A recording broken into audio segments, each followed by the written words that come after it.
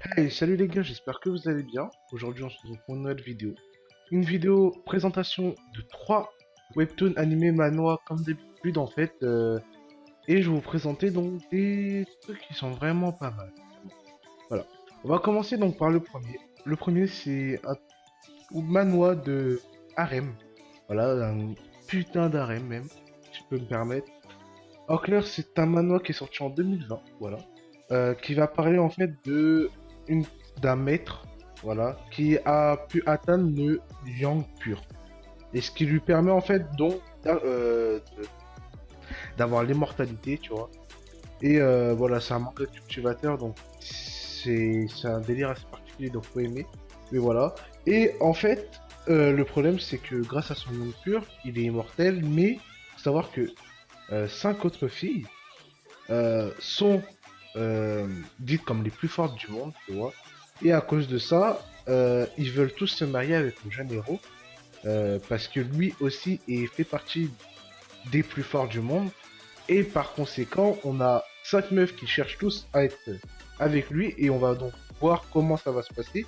Parce que déjà, les meufs, c'est pas n'importe qui, comme je vous l'ai dit, c'est des meufs puissantes dans ce bas monde. Donc, ça veut dire que des fois, notre héros, il essaie de s'échapper en mode vas-y, je veux partir, tu vois, je veux partir dans les cieux, je veux me casser, tu vois. Mais en fait, non, les meufs, ils peuvent le courter, le rattraper assez facilement. Et vraiment, du coup, c'est un truc un peu humoristique, vraiment sympa. Voilà. Il a pour genre action, arts martiaux, aventure, fantastique, romance, harem et shonen. Et c'est vraiment, pour l'instant, il compte que 9 chapitres, ce qui est assez peu, mais de ce que je sais, c'est que ils sortent, il y en a beaucoup qui sortent le même jour. Mais ça prend longtemps avant que ça sorte, c'est un peu chiant ça, mais voilà. Pour ce qui est des dessins, pour le coup, c'était plutôt pas mal. On est sur des dessins, je dirais que ça va, voilà. Vraiment ça va.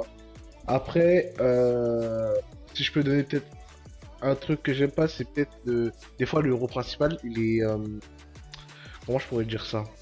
Tu lui enlèves son charisme un peu. Des fois, c'est en mode plus humoristique qu'autre chose. Des fois, ça va, il est très stylé, il est très charismatique, des fois. Par contre, pour revenir sur les filles, parce que les filles, c'est le plus important dans ce truc, vraiment, les filles sont stylées. Pour le coup, toutes les filles sont stylées, réellement. Vraiment, elles sont vraiment bien. Voilà. Voilà pour le premier, donc c'était My Harem. Ah oui, c'est vrai, je vous ai même pas donné le nom. My Harem Crew So Large. Je vous mettrai bien sûr ça dans la description pour qu'il n'y ait pas de problème. Là, on va passer à un deuxième manga. C'est un manga un peu plus seinen, voilà, vraiment plus dans la psychologie, je dirais. C'est Momo de Blood Taker. Donc il a pour genre action, aventure, drame, ecchi, manga psychologique, seinen et surnaturel. Alors en fait, on va suivre donc à Tokyo. En fait, il y aura plein de crimes, il y aura plein de crimes tout simplement. Et en fait, on va voir que chacune des victimes d'un de ces crimes est à chaque fois drainée de son sang. Et donc notre héros principal, donc Keiji, qui est un détective, va vouloir venger sa bien-aimée qui est morte bien, je crois que c'est un truc comme 10 ou 20 ans plus tôt, donc qui va être à la poursuite du coupable. Et on dit, enfin en tout cas le coupable on l'appelle l'homme aux deux visages. Le truc c'est que d'un seul coup il va rencontrer une fille aux cheveux d'argent.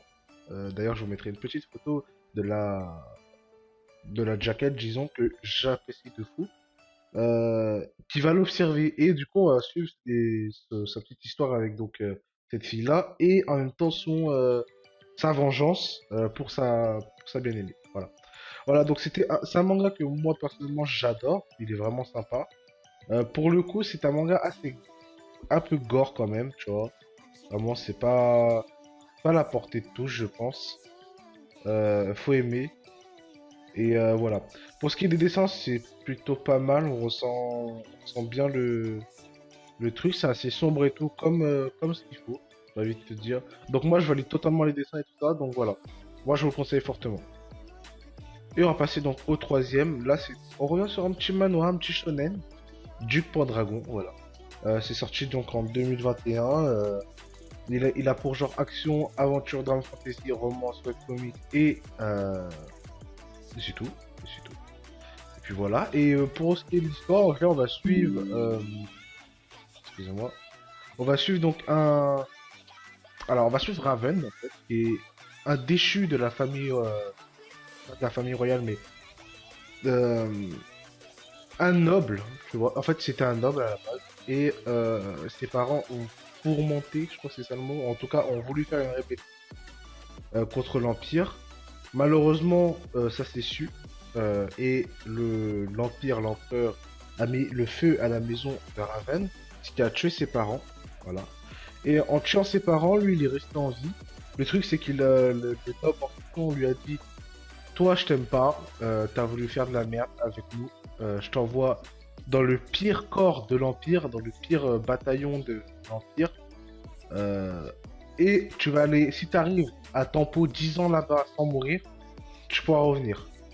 Du coup, le mec, tranquille, il tempo, il est pas très fort, hein, mais il va y aller à Donf, il veut sa revanche, il va tempo 10 ans là-bas, le dernier jour des 10 ans, il reste une grosse bataille à faire. Et cette bataille, il se dit, ok, je vais la mener tranquille. Le truc, c'est qu'il y a donc le duc Pendragon, qui lui est en fait une des grandes familles nobles de l'Empire et qui peut contrôler un dragon. Du coup, ce jour-là, il devait venir aussi pour aider. Le truc, c'est qu'en fait, tout ça, c'était préparé et tout ce qu'il voulait, c'est que le duc Pendragon meure. Ce qui va se passer, malheureusement, et Raven va se réintégrer en tant que successeur du duc. Enfin, il va se réintégrer dans le corps du duc Pendragon et du coup devenir le successeur des Pendragons. Et voilà. Et donc on va le suivre dans cette aventure toute nouvelle parce qu'il faut savoir que le duc Pendragon et Raven ont une personnalité totalement différente. Et on va aller voir donc, on va voir donc le changement radical auprès de lui et de sa famille et de tout. Voilà. Voilà pour ça. Pour ce qui est vraiment des pages, des trucs comme ça, c'est vraiment beau, j'ai rien à dire dessus. C'est plutôt sympa à lire en plus, donc génial. Moi je fais bien. Voilà.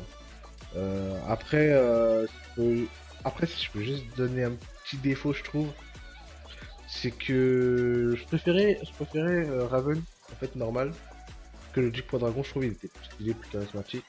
Même si là, le Duc Pendragon, en fait, le truc qui me dérange, sincèrement, c'est le charisme de Duc Pendragon, qui est beaucoup plus bas que celui de Raven. Mais bon, pas grave.